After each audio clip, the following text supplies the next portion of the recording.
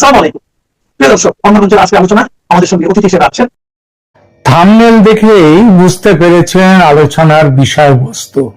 হ্যাঁ, তারেক রহমানকে উচিত শিক্ষা দেওয়ার জন্য মোদী সরকারের ওপর চাপ বাড়ছে।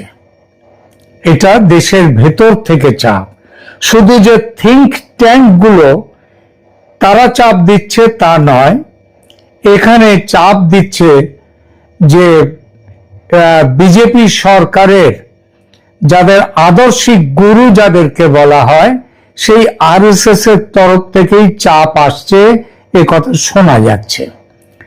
সুতরাং এই মুহূর্তে ভারত সহযোগিতা বা ব্যবসার ক্ষেত্রে হাত গুটিয়ে নিলে বাংলাদেশ কোথায় দাঁড়াবে, এটাই আজকের প্রশ্ন।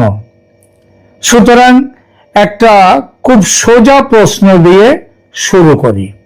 ভারত বাংলাদেশ সম্পর্ক কি এমন জায়গায় পৌঁছচ্ছে যেখানে নয়াদিল্লি একদিন বলতে পারে, এবং খুব শিগগিরই বলতে পারে, সময় কিন্তু বেশি নেই, 25-26 তারিখের মধ্যে যদি তারেক রহমান ভারতের যে তার সফরের কথা আছে সেটা যদি তিনি না করেন ওই দুটো পূর্ব শর্তের ভিত্তিতে, তাহলে কিন্তু বলতে হবে এমন কথাও আসতে পারে যে যেখানে নয়াদিল্লি একদিন বলতে পারে, ঠিক আছে, আপনারা যখন ভারতকে এতটাই অপ্রয়োজনীয় মনে করেন তাহলে কিছুদিন ভারতকে ছাড়াই চলুন। আমি কিন্তু বলছি না যে ভারত এমন সিদ্ধান্ত নিয়ে ফেলেছে, আমি এটাও বলছি না যে নরেন্দ্র মোদী সরকার আগামীকাল বাংলাদেশের বিদ্যুৎ বন্ধ করে দেবে, ডিজেল দেয়া বন্ধ করবে, কিংবা বাণিজ্য বন্ধ করে দেবে। আমি একথা বলছি না, রাষ্ট্রনীতি এত ছেলে মানুষই করে চলে না। কিন্তু তারেক রহমানের সম্ভাব্য ভারত সফরকে ঘিরে ঢাকার সাম্প্রতিক অবস্থান যে দিল্লিতে অস্বস্তি তৈরি করেছে সেটা আজ আর গোপন নয়। বাংলাদেশ বলছে তারেক রহমানের সফরের আগে একটি প্রপিটিয়াস এনভায়রনমেন্ট অর্থাৎ অনুকূল পরিবেশ তৈরি করতে হবে। সেটা কিভাবে? না, শেখ হাসিনা এবং বাংলাদেশ যাদের ফিউজিটিভ বলে দাবি করছে ওই ওসমান হাদির হত্যাকাণ্ডের ব্যাপারে, তাদের প্রত্যর্পণের বিষয়েও ভারতকে ব্যবস্থা নিতে বলেছে বাংলাদেশ। কিন্তু প্রত্যর্পণ কোনো দোকানের কাউন্টার নয় যে বাংলাদেশ চাইল আর ভারত প্যাকেট করে মানুষ পাঠিয়ে দিল। ভারত ইতিমধ্যেই বলেছে বিষয়গুলি তাদের ভারতের আইন অনুযায়ী দু দেশের মধ্যে যে চুক্তি আছে সেই চুক্তির প্রেক্ষিতে পরীক্ষা করা হচ্ছে। তাহলে প্রশ্ন হলো, ভারতও যদি পাল্টা বলে ঠিক আছে, সম্পর্ককে যখন তোমরা শর্ত সাপেক্ষ করেছ তাহলে আমাদের সহযোগিতাও এখন থেকে শর্ত সাপেক্ষ হবে।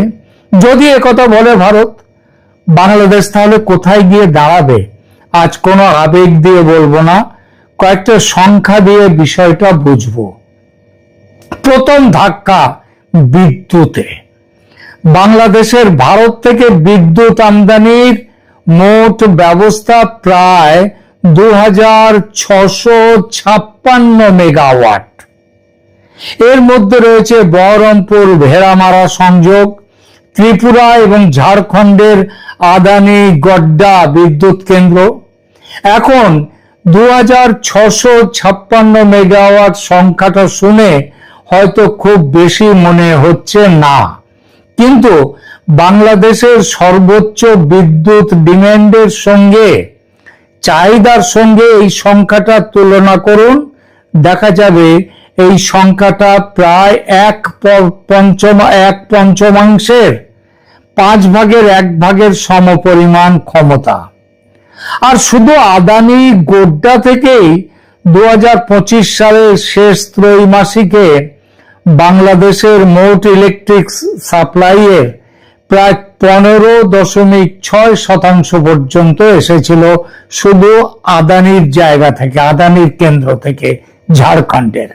এবার বাংলাদেশের বর্তমান পরিস্থিতিটা দেখুন, নিজেদের গ্যাস শর্টেজ চলছে, গ্যাস ফায়ার্ড পাওয়ার স্টেশন পুরো ক্ষমতায় চালানো যাচ্ছে না, তার থেকে অনেক কম ক্ষমতায় চালাতে হচ্ছে, লোডশেডিং হচ্ছে বিপুলভাবে, কোন কোন জায়গায় বাংলাদেশে 15-16 ঘন্টা পর্যন্ত এক এক দিনে লোডশেডিং হচ্ছে, মানুষ রাস্তায় নামছে। বাংলাদেশের বিরোধী দলগুলো শুধু নয়, সাধারণ মানুষ তারাও রাস্তায় নেমে প্রতিবাদ করছে। এই অবস্থায় যদি ভারতীয় সাপ্লাইয়ের একটা বড় অংশ হঠাৎ কমে যায়, বাংলাদেশ সেটা কোথা থেকে পূরণ করবে? কয়লা আনতে হবে, এলএনজি আনতে হবে, ডিজেল আনতে হবে, আর সবকিছুর জন্য কোনটা দরকার? ডলার। আর রাতারাতি নতুন পাওয়ার প্ল্যান্ট বানানো তো যায় না। তাই ভারতীয় বিদ্যুৎ বন্ধ হলে পরদিন বাংলাদেশ একেবারে অন্ধকার হয়ে যাবে, এই কথাটা নাটকীয় মনে হতে পারে, কিন্তু বর্তমান পরিস্থিতিতে আরো কয়েক হাজার মেগাওয়াটের সাপ্লাই শক বাংলাদেশের জন্য অত্যন্ত গুরুতর হবে বলার অপেক্ষা রাখে না। এখানেই আসছে দ্বিতীয় সমস্যা, বিদ্যুতের টাকা। কিছুদিন আগে পর্যন্ত বাংলাদেশের সামনে আরেকটা সমস্যা ছিল, ভারতীয় বিদ্যুৎ নেওয়া হয়েছে কিন্তু তার বিল পুরোপুরি মেটানো যায়নি। 2024 সালের পরিস্থিতি এমন হয়েছিল যে ভারতের পাওয়ার কোম্পানিগুলোর বাংলাদেশের কাছে মোট পাওনা $1 বিলিয়ন, মানে 100 কোটি ডলার ছাড়িয়ে গিয়েছিল। এইবার শুধু আদানি পাওয়ারের পাওনাই এক সময় প্রায় 800 মিলিয়ন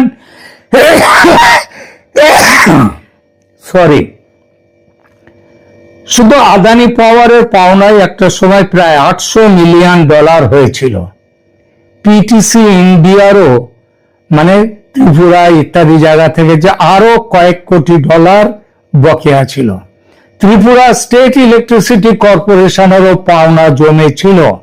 কিন্তু এখানে একটা গুরুত্বপূর্ণ কথা বলে রাখি, এই $1 বিলিয়ন আজকের বকেয়া নয়, 2024-এর শেষ দিকে ছিল। কিন্তু তারপরে বাংলাদেশ কিছু পেমেন্ট করেছে এবং তারপর আবার বিদ্যুৎও নিয়েছে। আদানির পুরনো বকেয়ার বড় অংশ পরিশোধ করা হলেও নতুন বকেয়া বেড়ে গেছে, এমনকি তার উপরে সুদও দিতে হবে। তাই আজ দাঁড়িয়ে বাংলাদেশ ভারতের কাছে এখনো হয়তো $1 বিলিয়ন বিদ্যুৎ বিল বাকি রেখেছে, কথাটা হয়তো তেমন নয়। কিন্তু ঘটনাটি আমাদের জন্য একটা বিশেষ বিষয় বুঝিয়ে দেয় যে বাংলাদেশের সমস্যা শুধু ইলেকট্রিসিটির অ্যাভেলেবিলিটি নয়, ইলেকট্রিসিটি অ্যাফোর্ডেবিলিটি, মানে বিদ্যুৎ পাওয়া এক সমস্যা, তার দাম ডলারে মেটানো আর এক সমস্যা, আর ফরেন এক্সচেঞ্জ আর্নিং যদি কমতে থাকে তাহলে দ্বিতীয় সমস্যাটা আরো বড় হয়ে উঠবে। এবার ঠিক সেই জায়গাটাতে আসে বাংলাদেশের ডলার আয়। এই আয়ের সবচেয়ে বড় জায়গা বা মেশিন হলো গার্মেন্টস, রেডিমেড গার্মেন্টস। বাংলাদেশের অর্থনীতির একটা ইঞ্জিন যদি বেছে নিতে বলেন যে সেরা ইঞ্জিন, সেটা হচ্ছে তৈরি পোশাকের শিল্প। লক্ষ লক্ষ মানুষের চাকরি, বিপুল ফরেন এক্সচেঞ্জ, ইউরোপ আমেরিকার বাজার। কিন্তু 2026 সালে এ পর্যন্ত যে নতুন সংখ্যাগুলো এসেছে সেগুলো কিন্তু খুবই উদ্বেগজনক। ব্যবসা কমে যাচ্ছে রেডিমেড গার্মেন্টসে বাংলাদেশের। প্রথমে ইউরোপের কথা ধরুন, জানুয়ারি থেকে মে 2026, মাত্র 5 মাস, বাংলাদেশের ইউরোপিয়ান ইউনিয়নে এই তৈরি পোশাক এক্সপোর্ট আগের বছরের তুলনায় কত কমেছে জানেন? 19%। অ্যাকচুয়াল হিসেবটা হচ্ছে 18.89%। এইটা কমে এসছে। রপ্তানি নেমেছে প্রায় 7.28 বিলিয়ন ইউরোতে। কিন্তু এখানে গল্প শেষ নয়, কত পোশাক পাঠানো হয়েছে, অর্থাৎ ভলিউম কত পোশাক যেটা গেছে সেটা কমেছে প্রায় 10.46%। এর অর্থ কি? মানে অ্যাভারেজ প্রাইসও এখান থেকে প্রতি ইউনিট পোশাক থেকে পাওয়া যে পোশাকের দাম সেটা কমেছে কত? 9.41%। এর অর্থ কি? কম জামা কাপড় বিক্রি হচ্ছে, আবার যে জামা কাপড় বিক্রি হচ্ছে তার দামও কম পাওয়া যাচ্ছে। এটা হচ্ছে ডাবল প্রেসার। আরো চিন্তার ব্যাপার কি জানেন? ইউরোপিয়ান ইউনিয়নের মোট অ্যাপারেল ইম্পোর্ট ওই সময়ে কমেছে প্রায় 10%, কিন্তু বাংলাদেশেরটা কমেছে প্রায় 19%। অর্থাৎ শুধু ইউরোপের বাজার খারাপ বলে বাংলাদেশ সমস্যায় পড়েছে এ কথাটা ঠিক নয়। বাংলাদেশ কম্পিটিশনে পিছিয়ে পড়ছে, বেশি মার খাচ্ছে। বাংলাদেশের European union apparel market share 1 বছর আগে ছিল বাংলাদেশের শেয়ার ইউরোপে 23.9%, এখন নেমে এসে হয়েছে 21.5%। অর্থাৎ মার্কেট শেয়ারও চলে যাচ্ছে বাংলাদেশে। এর উপরে আমেরিকার ছবিটা দেখুন, ছবি সেখানেও ভালো নয়। জানুয়ারি থেকে মে 2026-এ আমেরিকার বাজারে বাংলাদেশের অ্যাপারেল এক্সপোর্ট কমেছে প্রায় 8.08%, নেমে এসেছে প্রায় $3.25 বিলিয়ন। শিপমেন্ট ভলিউমও কমেছে প্রায় 6.21%। অবশ্য এখানে একটা স্বস্তির খবর থাকতে পারে, মে মাসে এক্সপোর্ট আমেরিকায় কিছুটা বেড়েছে, কিন্তু 5 মাসের সম্মিলিত যে কিউমুলেটিভ পিকচার সেটা কিন্তু এখনো নেগেটিভ। তাহলে বাংলাদেশের অর্থনীতির সামনে ইকুয়েশনটা কি দাঁড়ালো? একদিকে এনার্জি ক্রাইসিস, অন্যদিকে সবচেয়ে বড় এক্সপোর্ট ইন্ডাস্ট্রির 2 প্রধান বাজারে ইউরোপে আমেরিকাতে বাংলাদেশের কাছে চাপ এসেছে। এটা ডেঞ্জারাস কম্বিনেশন, কারণ এক্সপোর্ট কমলে ডলার কম আসবে, ডলার কম এলে এলএনজি কেনা কঠিন হবে, তেল কেনা কঠিন হবে, ডিজেল কেনা কঠিন হবে, কোল কেনা কঠিন হবে, ইম্পোর্টেড ইলেকট্রিসিটির বিল দেওয়াও কঠিন হবে, র ম্যাটেরিয়াল কেনা কঠিন। অর্থাৎ এনার্জি ক্রাইসিস এক্সপোর্টকে মারবে, আবার এক্সপোর্ট ক্রাইসিস এনার্জি কেনার ক্ষমতাকে মারবে। একটা ভিসিয়াস সাইকেল, ভয়ঙ্কর একটা চক্র তৈরি হতে চলেছে বাংলাদেশে। আর এখানেই ভারতের ভূমিকা আরো গুরুত্বপূর্ণ। বাংলাদেশ যে জামা কাপড় ইউরোপ আমেরিকায় বিক্রি করে তার অনেক র ম্যাটেরিয়াল কোথা থেকে আসে জানেন? ভারত থেকে। তুলো ভারত থেকে, কটন ইয়ার্ন তুলোর তন্তু সেটা ভারত থেকে, ফ্যাব্রিক ভারত থেকে, কেমিক্যালস, মেশিনারি, ইন্টারমিডিয়েট গুডস সব বাংলাদেশ চাইলে ব্রাজিল থেকে আনতে পারে, কটন কিনতে পারে, আমেরিকা থেকে কটন কিনতে পারে, চায়না থেকেও অনেক কিছু কিনতে পারে। অর্থাৎ ভারত ছাড়া পোশাক তৈরি বন্ধ হয়ে যাবে বাংলাদেশে, আমি সেটা একেবারেই বলছি না। কিন্তু সমস্যা হলো ডিস্টেন্স এবং টাইম, দূরত্ব এবং সময়।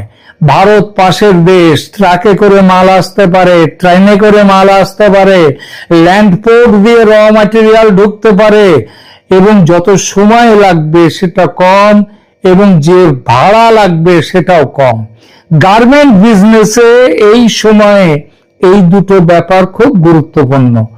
বায়ার বলছে, যারা বায়ার তারা বলছে 30 দিনের শার্ট চাই, আপনি 45 দিন লাগবে দিতে ভারত থেকে কাঁচামাল না পেলে।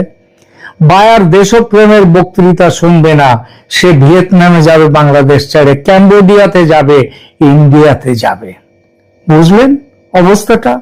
আর বাংলাদেশের মার্কেট শেয়ার ইতিমধ্যেই যখন কমছে তখন ভারতের সঙ্গে সাপ্লাই চেন ফ্রিকশন তৈরি করা, সাপ্লাই চেন নিয়ে ঝগড়া করা, দ্বন্দ্ব তৈরি করা কি খুব বুদ্ধিমানের কাজ?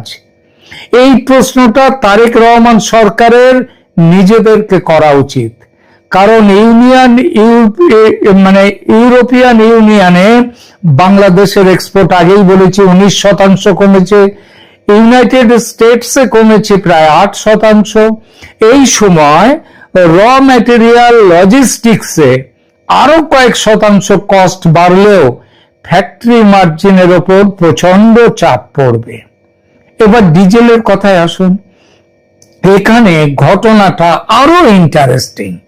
রাজনৈতিক সম্পর্কে টানাপোড়েন, অথচ বাংলাদেশ ভারতকে একদিকে বলছে যে এইটা না করলে আমাদের প্রধানমন্ত্রী ভারতে যাবে না, আমরা চোখে সমানে সমানে চোখ রেখে কথা বলবে, একদিকে এই কথা বলছে, আবার অন্যদিকে বলছে দয়া করে ডিজেল দিন।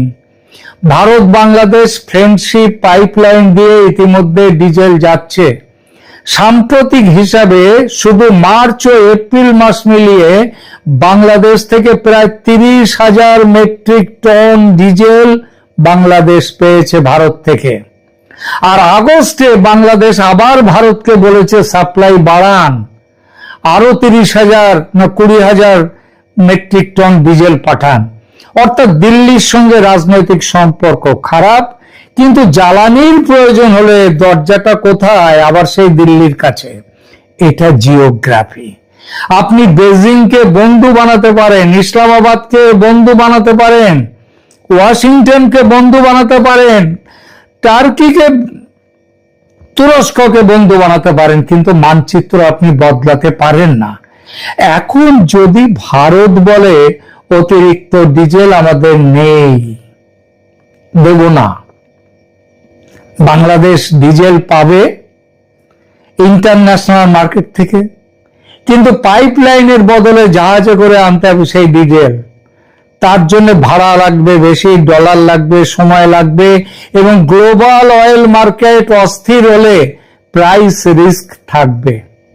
অর্থাৎ ইন্ডিয়া বাংলাদেশের একমাত্র অপশন নয়, কিন্তু অনেক ক্ষেত্রে ইন্ডিয়া চিপেস্ট, কুইকেস্ট এবং জিওগ্রাফিক্যালি ইজিয়েস্ট অপশন।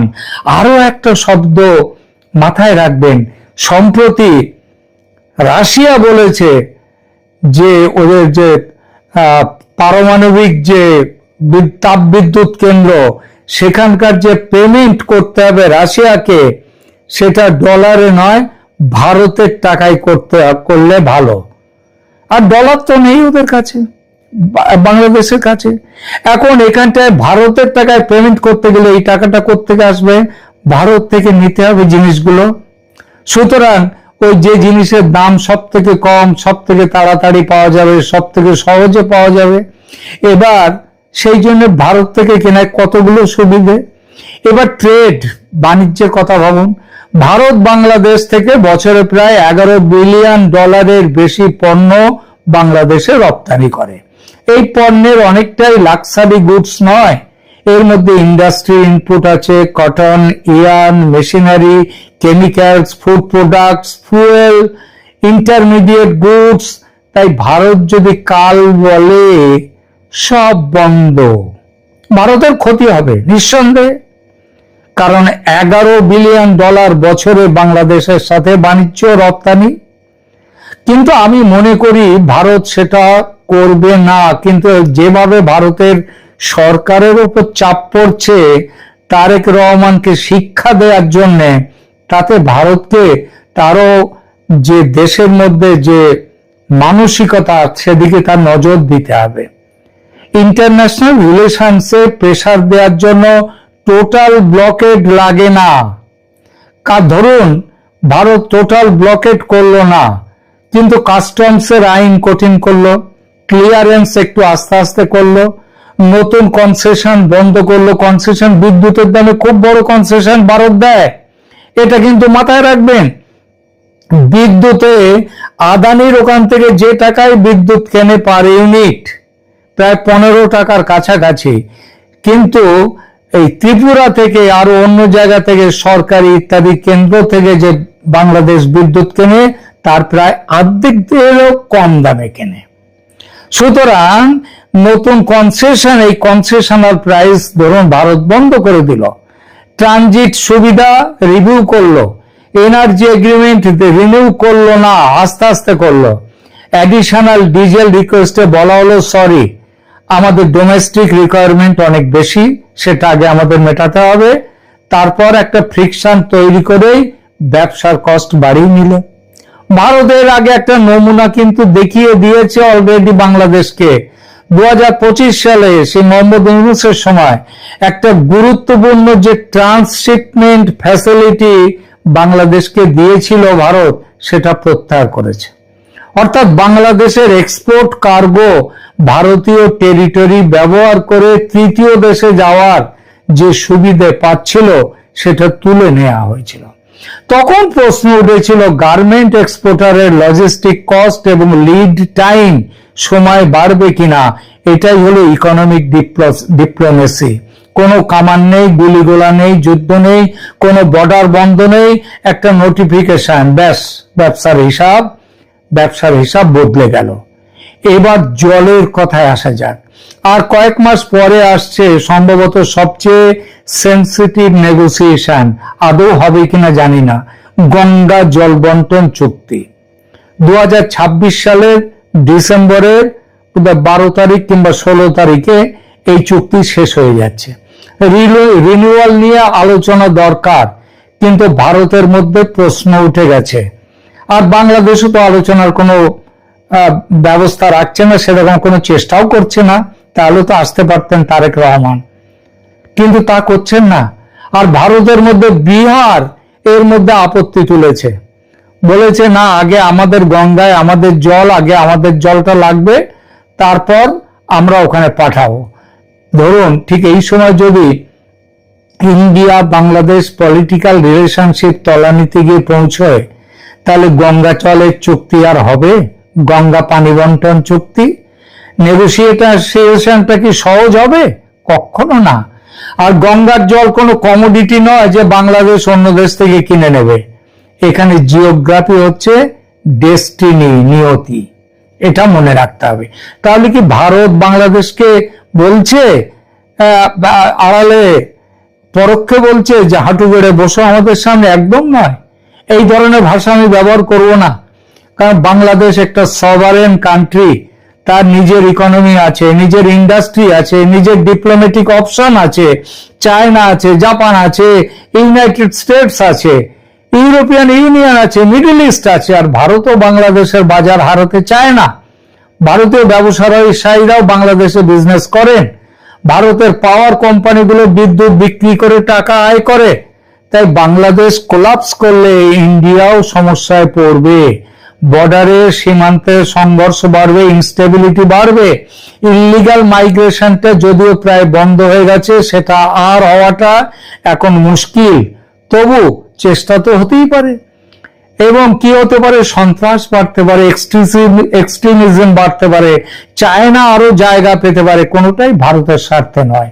তাই বাংলাদেশকে ধ্বংস করা ভারতের অবজেক্টিভ কখনো নয়। কিন্তু এখানে একটা বিরাট কিন্তু আছে, সাহায্য করা আর বিশেষ সুবিধা দেওয়া এক জিনিস নয়। আর ইন্ডিয়ার ভেতর থেকে সরকারের ওপর চাপ আসছে। ইন্ডিয়া বলে আমরা আপনার শত্রু, যদি আমরা আপনার শত্রু নই, কিন্তু এভরি কনসেশন আর অটোমেটিক দেয়া হবে না। তাহলে অতিরিক্ত ডিজেল চাইছেন, দেখা যাবে। নতুন ইলেকট্রিসিটি অ্যারেঞ্জমেন্ট চাইছেন, পরে আলোচনা হবে। ট্রানজিটে কনসেশন চাইছেন, রেসিপ্রোকাল অবস্থায় হবে। ভিসা করা করব, সিকিউরিটি রিভিউ হবে। গঙ্গা এগ্রিমেন্ট, আগে বিহার ও ওয়েস্ট বেঙ্গলের কনসার্নস, তাদের চাহিদা মেটাবো, তারপরে তোমাদেরটা দেখব। তিস্তা সময় লাগবে। এটাই বাংলাদেশের জন্য আসল বিপদ, ডেঞ্জার। ভারতকে কিছুই বন্ধ করতে হবে না, শুধু নতুন সাহায্য এবং স্পেশাল অ্যাকোমোডেশন বন্ধ করলেই প্রেসার তৈরি হবে। সেই প্রেসার তারেক রহমান সামলাতে কি পারবেন? এটাই সবচেয়ে গুরুত্বপূর্ণ। বাংলাদেশের সাধারণ মানুষ ইন্টারন্যাশনাল ডিপ্লোমেসি নিয়ে মাথা ঘামান না, তাদের প্রশ্ন বিদ্যুৎ আছে, গ্যাস আছে, চাকরি আছে, কারখানা চলছে, বাজারে জিনিসের দাম বাড়ছে। এই মুহূর্তে বিদ্যুৎ নিয়ে বিক্ষোভ হচ্ছে, জ্বালানি নিয়ে ক্ষোভ বাড়ছে, আর একই সময়ে ইউরোপিয়ান ইউনিয়নে গার্মেন্ট এক্সপোর্ট প্রায় 19% কমে গেছে, ইউনাইটেড স্টেটসে 8% কমে গেছে। এর উপর ইন্ডিয়া বাংলাদেশ ইকোনমিক ফ্রিকশন যদি বাড়ে, তখন বিরোধীরা একটা খুব সহজ প্রশ্ন করবে, দিল্লির সঙ্গে ঝগড়া করে দেশের কি লাভ হলো মিস্টার তারেক রহমান? এই প্রশ্নের উত্তর দেয়া তারেক রহমানের পক্ষে কঠিন, এবং এখানেই আসল রাজনৈতিক আয়রানি। একদিকে ভারতকে বলছে আমাদের শর্ত মানুন, অন্যদিকে সেই ভারত থেকেই বিদ্যুতের জন্য, ডিজেলের জন্য তাদের কাছে চাওয়া হচ্ছে। সেই ভারত থেকে আসছে গার্মেন্ট ইন্ডাস্ট্রি, র ম্যাটেরিয়াল। সুতরাং সেই ভারতের সঙ্গে কয়েক মাস পরে বসতে হবে গঙ্গার জল নিয়ে, নইলে শুকিয়ে যাবে পদ্মা। তাহলে ডিপ্লোমেসিতে শক্ত কথা বলা যাবে না?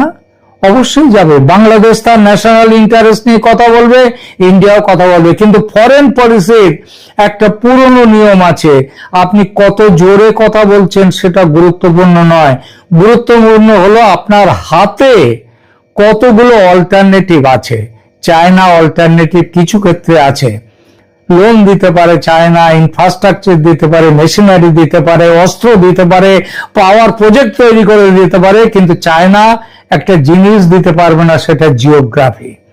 ভারত বাংলাদেশের 3 দিক ঘিরে, 4000 কিলোমিটারের বেশি সীমান্ত, পাওয়ার গ্রিড ইন্ডিয়ার সঙ্গে, পাইপলাইন ইন্ডিয়ার সঙ্গে, রাস্তা ইন্ডিয়ার সঙ্গে, রেল ইন্ডিয়ার সঙ্গে, নদীর আপস্ট্রিম সেটাও ইন্ডিয়া থেকে যাচ্ছে, নেপাল ভুটানের ল্যান্ড কানেক্টিভিটি সেটার জন্য ইন্ডিয়ার প্রয়োজন। এই বাস্তবতা কোনো সরকার বদলাতে পারবে না। তাই শেষ প্রশ্নটা আবার করি, তারেক রহমান কি ভারতকে চাপ দিচ্ছেন? হতে পারে, কিন্তু দিল্লি পাল্টা চাপ দেওয়ার কথা ভাবতে শুরু করেছে। আর এটা যদি সত্যিই করে, তাহলে ইকুয়েশনটা কি দাঁড়াবে? শুধু ক্রাইসিস আর ক্রাইসিস, সব দিকে ক্রাইসিস। আমি আলাদা করে কোনো দিকের কথা বলছি না। সুতরাং আর এইগুলো যদি সব একটাই সময়ে চাপ তৈরি করে, সেটা ডিপ্লোম্যাটিক ঝগড়া থাকে না, সেটা ইকোনমিক প্রবলেম হয়ে যায়। আর ইকোনমিক প্রবলেম যদি মানুষের রান্নাঘরে পৌঁছে যায়, তখন সেটা পলিটিক্যাল প্রবলেম। শেষ কথা, ভারত বাংলাদেশের শত্রু নয়, বাংলাদেশও ভারতের শত্রু হওয়া উচিত নয়। দুই দেশের সম্পর্ক চ্যারিটির সম্পর্ক নয় যে কেউ কারোকে উপকার মানে দয়া দেখাচ্ছে। মিউচুয়াল ইন্টারেস্ট, তোমারও সম্পর্ক আমারও সম্পর্ক, কিন্তু মিউচুয়াল ইন্টারেস্ট মানে ইকুয়াল লিভারেজ নয়, মানে চাপটা সবার সমান হয় না। বাংলাদেশের সবচেয়ে বড় এক্সপোর্ট ইঞ্জিন যখন ইউরোপে আমেরিকায় পতনের মুখে, যখন বিদ্যুৎ ও গ্যাস সংকট নিয়ে মানুষ রাস্তায়, যখন ভারতীয় বিদ্যুৎ বাংলাদেশের গ্রিডের গুরুত্বপূর্ণ অংশ, যখন বাংলাদেশ আরো ভারতীয় ডিজেল চাইছে, আর যখন কয়েক মাস পরে গঙ্গা জল চুক্তি নিয়ে দিল্লির সঙ্গে বসতে হবে, নইলে শুকোতে হবে, ঠিক সেই মুহূর্তে ভারতকে কেন্দ্র করে হাই রিস্ক কনফ্রন্টেশন বাংলাদেশের জন্য আদৌ বুদ্ধিমানের কাজ নয়, এটা বোকাদের কাজ। এই প্রশ্নটা বাংলাদেশের মানুষকেই করতে হবে, সরকারকে। কারণ ডিপ্লোমেসির ভুলের দাম ডিপ্লোম্যাট দেন না, দাম দেন সাধারণ মানুষ, কারখানা শ্রমিক দেন, ব্যবসায়ী দেন, বিদ্যুতের জন্য অপেক্ষা করা পরিবারগুলো দেয়, আর শেষ পর্যন্ত দাম দেয় সরকার। তাই আজকের প্রশ্ন, তারেক রহমান কি দিল্লিকে চাপ দিতে গিয়ে এমন একটা খেলায় ঢুকেছেন যেখানে বাংলাদেশ নিজের ইকোনমিক ভালনারেবিলিটিস, ভারতের লিভারেজ, ভারতের চাপের বড় অংশ হয়ে উঠতে পারে? উত্তরটা আগামী কয়েক মাসেই পরিষ্কার হয়ে যাবে, কোথায় পৌঁছচ্ছে বাংলাদেশ। বেশি দিন লাগবে না, কয়েক মাস নয়, কয়েক সপ্তাহেই এগুলো বুঝতে পারবেন। আজকের মতো এখানেই রাখছি। এই প্রতিবেদন ভালো লাগলে লাইক করুন, কমেন্ট দিন, শেয়ার করুন এবং অবশ্যই চ্যানেল সাবস্ক্রাইব করে পাশে থাকুন। দেখা হবে পরের পর্বে। ধন্যবাদ।